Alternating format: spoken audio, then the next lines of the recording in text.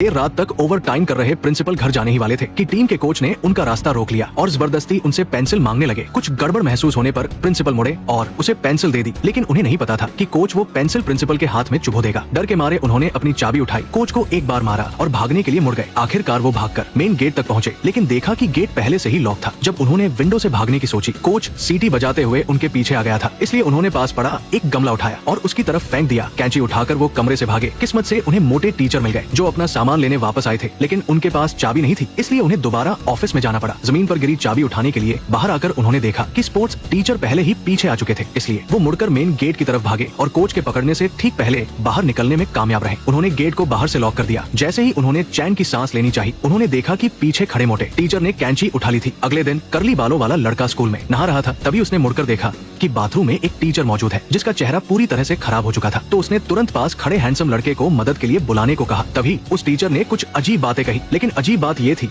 कि मोटे टीचर ने कर्ली बालों वाले लड़के से इस राज को राज ही रखने को कहा और कहा कि उस टीचर ने बस कुछ ज्यादा खा लिया था। वहीं पास खड़े हैंडसम लड़के ने देखा कि कोच पानी से नहा रहा था और ऐसा लग रहा था जैसे वो बहुत एंजॉय कर रहा हो। इस बारे में जानने के बाद सुंदर लड़की स्कूल न्यूज़पेपर की हेडलाइन के लिए हैंडसम लड़के के साथ टीचर के ऑफिस में आई, ये देखने के लिए कि क्या वो कोई न्यूज ढूंढ सकते हैं। लेकिन उन्होंने बाहर किसी के आने की आवाज सुनी। दोनों को अलमारी में छिपना पड़ा और देखा कि कोच और मोटे टीचर अंदर आए और पागलों की तरह पानी पीने लगे। इसके बाद वो दोनों बात करने लगे कि सभी स्टाफ मेंबर्स को कंट्रोल कर लिया है और अगला कदम स्टूडेंट्स को कंट्रोल करना है। ऐसी बातें कर रहे थे, तभी मेडिकल टीचर अंदर आई। उन्हें बहुत ज्यादा कोल्ड हो गया था, इसलिए वो दवा लेना चाहती थी, लेकिन उन्होंने ध्यान नहीं दिया कि मोटे टीचर ने दरवाजा बंद कर दिया है और पास खड़ा कोच उन्हें कुर्सी पर धकेल देता है। इससे डरकर सुंदर लड़की पीछे हटने लगी और गलती से वहाँ छिपाकर रखे गए पुतले से टकरा गई और एकदम डर गई। खुशकिस्मती से हैंडसम लड़के ने उसे चिल्लाने नहीं दिया, लेकिन फिर भी कोच का ध्यान उस तरफ चला गया। कोच के देखने आने पर दोनों भाग गए और मेडिकल टीचर भी सही सलामत बाहर आ गई। लेकिन प्रिंसिपल अजीब तरह से गुस्सा हो रहे थे, जिससे हैंडसम लड़के को तुरंत टीचर्स की बातचीत याद आ गई। उसने सुंदर लड़की को बताया और भागने लगा। जब हैंडसम लड़का अपने पेरेंट्स के साथ आया तो पुलिस भी वहाँ पहुँच चुकी थी, लेकिन उन्होंने देखा कि अलमारी में सिर्फ एक डॉल थी। कोच ने तो हैंडसम लड़के का मजाक उड़ाया कि वो कितनी तेजी से भागा था। ये सुनकर